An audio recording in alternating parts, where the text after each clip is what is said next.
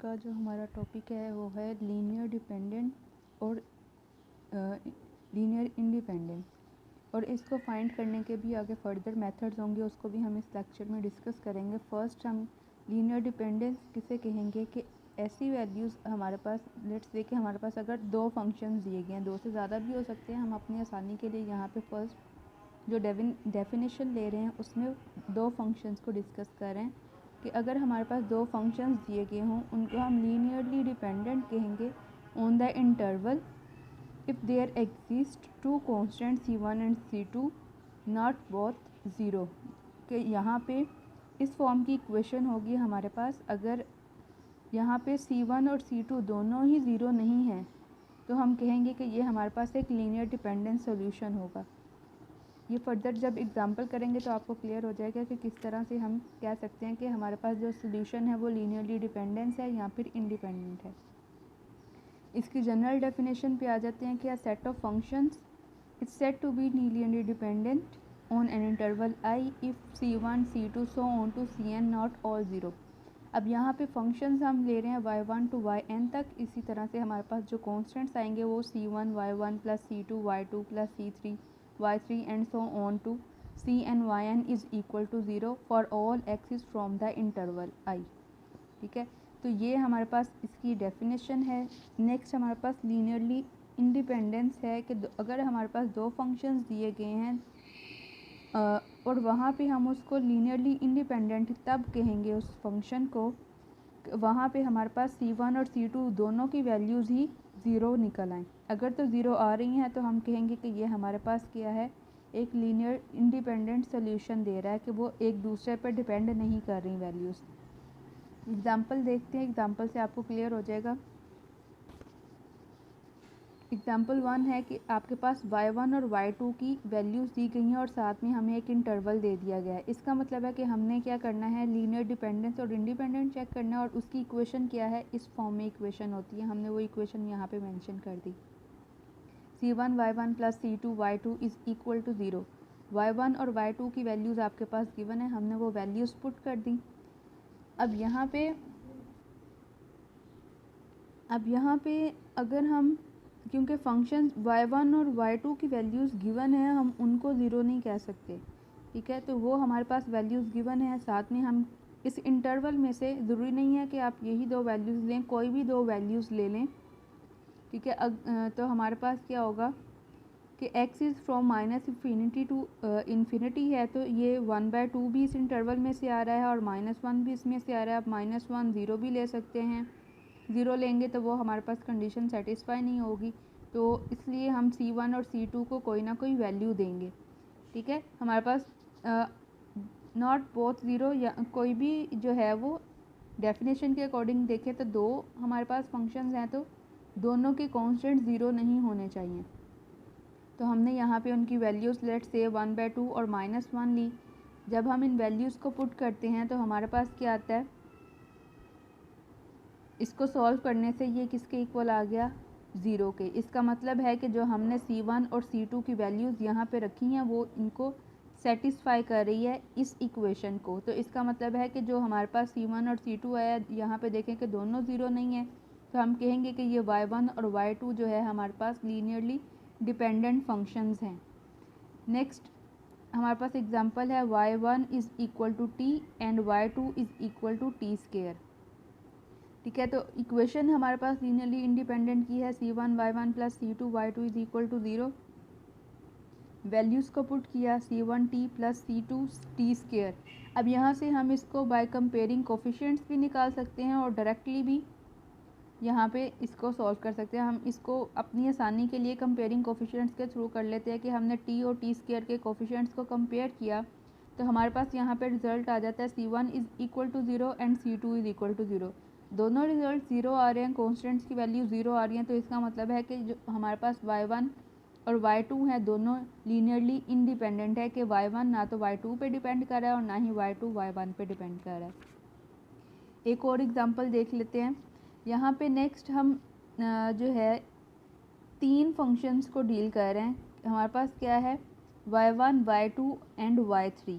ठीक है, और इंटरवल हमारे पास गिवन है, हमें कहा गया है कि ये इक्वेशन सेटिस्फाई होनी चाहिए, ठीक है। तो लीनियरली इंडिपेंडेंट और हमने लीनियरली डिपेंडेंट बताना है, क्या ये हमारे पास y1 y2 y3 linearly independent functions हैं या फिर लीनियरली डिपेंडेंट हैं। तो हमने क्या किया, y1 y2 और y3 की जगह पे इनकी वैल्यूज़ को पुट किया। पुट करने के बाद यहाँ पे जो कांस्टेंट टर्म थी c1 उसको मैंने सेपरेटली लिख दिया। यहाँ पे भी x है, यहाँ पे भी x है, तो c1 प्लस c2 को कंबाइन कर दिया, plus c3 x square is equal to 0। अब कोफिशिएंट्स को कंपेयर कर ले, यहाँ पे c1 इज़ इक्वल टू 0 आ जाएगा। After comparing coefficients of x part 0 x and x square, तो हमारे पास यहाँ पे आ जाता है c1 is equal to 0। Second equation हमारे पास बन जाती है c1 plus c2 is equal to 0 and third c3 is equal to 0। तो c1 हमारे पास क्या है, 0 निकल रहा है और यहाँ से c3 भी 0 है। हम अगर c1 की वैल्यू को c2 सेकेंड इक्वेशन में पुट करते हैं तो हमारे पास c2 की वैल्यू भी क्या आ जाती है, 0 आ जाती है। तो इसका मतलब है कि तीनों जो हमारे पास यहाँ पे फंक्शंस दिए गए हैं उनके क्या है, कॉन्स्टेंट्स, आर्बिट्रेरी जो कॉन्स्टेंट्स हैं उनकी वैल्यू 0 हैं, तो ये हमारे पास लीनियरली इंडिपेंडेंट फंक्शन है। अब फर्दर हम एक मेथड डिस्कस करने लगे हैं, रोस्कियंस मेथड। ये इस मेथड से भी हम बता सकते हैं कि हमारे पास जो फंक्शन दिया गया है वो लीनियरली डिपेंडेंट है या फिर लीनियरली इंडिपेंडेंट है। डेफिनेशन पहले इसकी देख लेते हैं। The Wronskians of n functions. अब n फंक्शंस मीन्स कि हमने y1 टू yn तक फंक्शंस ले लिए गए हैं और उसको हम w ऑफ कैपिटल X के साथ डिनोट करते हैं, या फिर हम x की जगह पे ये सारे फंक्शंस भी मेंशन कर सकते हैं। तो इसका ये है कि डिटर्मिनेंट फॉर्म में इसको लिखा जाता है w of x is equal to y1 y2 so on to yn, y1 dash y2 dash so on to yn dash. जितने आपके पास फंक्शंस दिए जाएंगे उसके अकॉर्डिंग उसके उतने ही डेरिवेटिव्स आते जाएंगे, ठीक है। n हमारे पास यहाँ पे दिए गए थे, तो हमारे पास यहाँ पे उससे एक प्रीवियस जो है वो n-1 तक इसका डेरिवेटिव लिया जाएगा। ये इसकी इक्वेशन है जो रोस्कियन मेथड की है। इसके थ्रू हम लीनियरली डिपेंडेंट और लीनियरली इंडिपेंडेंट फंक्शंस को भी डील कर सकते हैं। नेक्स्ट हम देखते हैं कि इसका क्राइटेरिया क्या है कि किस तरह से हम इनकी वैल्यूज़ को फाइंड कर सकते हैं। तो लीनियरली इंडिपेंडेंट में ये है कि हम क्या लेते हैं, टू वैल्यू सोल्यूशन लेते हैं, ठीक है। तो हम y1 और y2 को डिस्कस करेंगे। y1 और y2 की जब हम बात करेंगे तो उसके अकॉर्डिंग हमारे पास जो इक्वेशन बनेगी वो ये है, a naught of x y double dash plus a1 of x y dash plus a2 of x y is equal to 0 where an is not equal to 0। अगर हमारे पास कांस्टेंट टर्म ही 0 आ गई तो वो सारे का सारा जो फंक्शन होगा वो 0 बन जाएगा, उतना फंक्शन 0 बन जाएगा। लेट्स से कि अगर मैं a2 ऑफ x लिखती हूँ 0 के इक्वल, तो यहाँ पे हमारे पास इक्वेशन जो होगी वो सिर्फ इतनी ही आएगी और हमने इंटरवल ले लिया है a टू b के दरमियान में। ये लीनियरली डिपेंडेंट अगर हैं कब होंगे, if and only if there Wronskians is 0। अगर हमारे पास रोस्कियंस का जो रिज़ल्ट है वो 0 आ रहा है तो हम कहेंगे कि ये हमारे पास लीनियरली इंडिपेंडेंट सोल्यूशन है, ठीक है। तो यहाँ पे हमने क्या किया था, टू सोल्यूशंस की बात की थी, y1 और y2 की। तो इसका मतलब है कि हम सिर्फ उतना ही उसको एक्सपेंड करेंगे। ये जो हमारे पास इक्वेशन थी ये y1 y2 और उसके according y1 dash and y2 dash, सिर्फ इतना ही लेंगे। अगर हमारे पास y3 होता है तो y3 डैश और नीचे y3 डबल डैश तक हमने जाना था। तो ये हमारे पास इसकी इक्वेशन आ गई। अगर इसका रिज़ल्ट 0 के इक्वल आता है तो हम कहेंगे कि ये हमारे पास एक लीनियरली डिपेंडेंट सोल्यूशन है। नेक्स्ट दो फंक्शंस के लिए डील कर रहे हैं हम कि y1 और y2 आपके पास गिवन है और सेम इक्वेशन वही है। इसको हम लीनियरली इंडिपेंडेंट कब कहेंगे, अगर हमारे पास इसका जो डिटर्मिनेंट लेने के बाद सोल्यूशन है वो 0 ना आए। अगर 0 नहीं आता तो हमारे पास वो लीनियरली इंडिपेंडेंट सोल्यूशन बन जाएगा। एग्जांपल के थ्रू देख लेते हैं।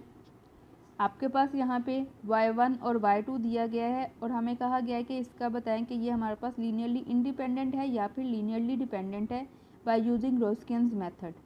तो यहाँ पे रोस्कियंस मेथड के थ्रू करना है दो फंक्शन से, तो उसकी डेफिनेशन के अकॉर्डिंग हमारे पास यहाँ पे क्या होना चाहिए, उसका फर्स्ट डेरिवेटिव भी मौजूद होना चाहिए दोनों का, y1 का भी और y2 का भी। तो जो हम यहाँ से इन वैल्यूज़ के थ्रू फाइंड कर सकते हैं। y1 डैश हमने निकाल लिया, y2 डैश निकाल लिया। अब इन वैल्यू को रोस्कियंस डिटर्मिनेंट के अंदर पुट कर देंगे। तो तो यहाँ पे हमारे पास सॉल्व करने से इसका सोल्यूशन 0 के इक्वल नहीं आया। जब इसको मल्टीप्लाई करके देख लें, ये sin 2x है, sin 2x और ये भी sin 2x, तो -2 sin square 2x -2 cos square 2x आ जाता है। -2 दोनों में कॉमन है और ये हमें पता है कि sin स्क्वायर के प्लस cos स्क्वायर की कोई भी वैल्यू हो तो वो इज़ इक्वल टू 1 होता है। तो यहाँ पे 1 पुट किया तो -2 आ गया। -2 is not equal to 0, so y1 and y2 are linearly independent functions. Next हमें दिया गया है क्वेश्चन कि ये आपके पास दो वैल्यूज़ हैं, तो इनके अकॉर्डिंगली हम इनका क्या लेंगे, फर्स्ट डेरिवेटिव ले लेंगे। फर्स्ट डेरिवेटिव लेने के बाद इनको रोंस्किन्स डिटर्मिनेंट के अंदर पुट कर देंगे। अब हमारे पास ये इक्वेशन जो है 1 माइनस कोस 2x, ये ट्रिग्नोमेट्री में जो आपके फार्मूलाज हैं वहाँ से हमने लिया है इसको। 1 minus cos 2x is equal to sine square, ये थोड़ा सा हो गया था गलत, यहाँ से आपके पास जो है वो आ जाता है 2 साइन स्क्वायर x, ठीक है। साइन स्क्वायर x यहाँ पे इसकी वैल्यू थी और ये था। अब इनको क्रॉस मल्टीप्लिकेशन कर देंगे, डिटर्मिनेंट निकाल लेते हैं। डिटर्मिनेंट हमने जब इसका बनाया, इसको मल्टीप्लाई किया तो हमारे पास आ जाता है 2 sine square x sine 2x minus 4 sine cube x cos x। अब ये हमारे पास है साइन 2x। साइन 2x का फॉर्मूला हमारे पास होता है 2 साइन x कोस x। मैंने वो वैल्यू यहाँ पे पुट की तो इसकी पावर भी क्यूब हो गई और यहाँ पे कोस x आ गया। अब ये दोनों कैंसिल आउट हो जाते हैं, इसका सोल्यूशन 0 आ गया। तो इसका मतलब है कि जो हमारे पास y2 और y1 फंक्शंस दिए गए थे वो लीनियरली डिपेंडेंट हैं। जी, मैंने यहाँ प्रीवियसली जब डेफिनेशन कर रहे थे वहाँ पे बताया था कि अगर आपके पास 3 फंक्शंस दे दिए गए हैं तो उसके अकॉर्डिंगली हम 3 टर्म्स तक जाएंगे और उसका डबल डेरिवेटिव लेंगे। जितनी आपके पास जितने फंक्शंस होंगे उससे एक कम डेरिवेटिव आएगा। तो ये हमारे पास 3 टर्म्स हैं। यहाँ पे y1, y2 और y3 की वैल्यू गिवन है, तो यहाँ से हम क्या कर सकते हैं, y1 dash, y2 dash and y3 dash भी निकाल सकते हैं। y1 double dash, y2 double dash and y3 double dash निकाल सकते हैं। इन वैल्यूज़ को निकालने के बाद हमारे पास यहाँ पे ये 1x x स्क्वायर, इसका डेरिवेटिव लिया तो 0 आ गया, दोबारा से 0 आ जाएगा। x का डेरिवेटिव लेते हैं तो 1 आ जाता है और ये 0 आ गया। ये x स्क्वायर 2x बन जाता है 2x और 2x का डेरिवेटिव लेंगे तो 2 आ जाता है। नेक्स्ट डिटर्मिनेंट निकालना है। डिटर्मिनेंट को हम ओपन कर देंगे। ओपन करने के बाद हम इसको सॉल्व करने से देखते हैं कि हमारे पास इसका सोल्यूशन 2 आ रहा है। इसका मतलब है कि वो 0 के इक्वल नहीं है। 0 के इक्वल नहीं है रिजल्ट, वो हमारे पास एक लीनियरली इंडिपेंडेंट सोल्यूशन दे रहा है।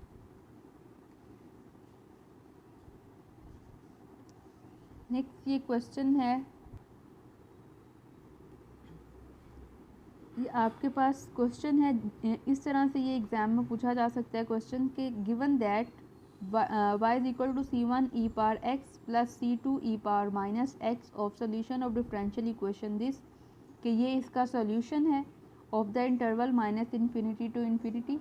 Find a member of the family satisfying the boundary conditions y of 0 is equal to 0 and y dash of 1 is equal to 0।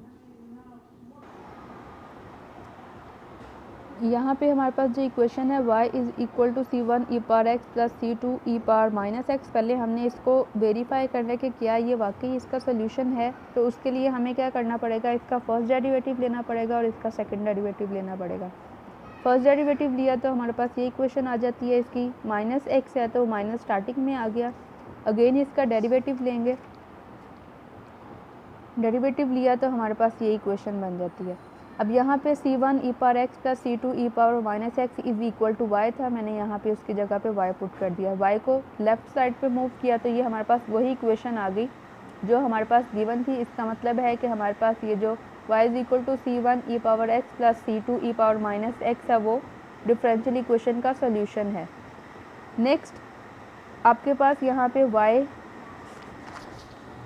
ये जो y गिवन है, ये y is equal to c1 e power x है, means के c1 y1 plus c2 y2 है। तो यहाँ से y1 की वैल्यू आपके पास e पावर x आ गई एंड y2 की value e power minus x।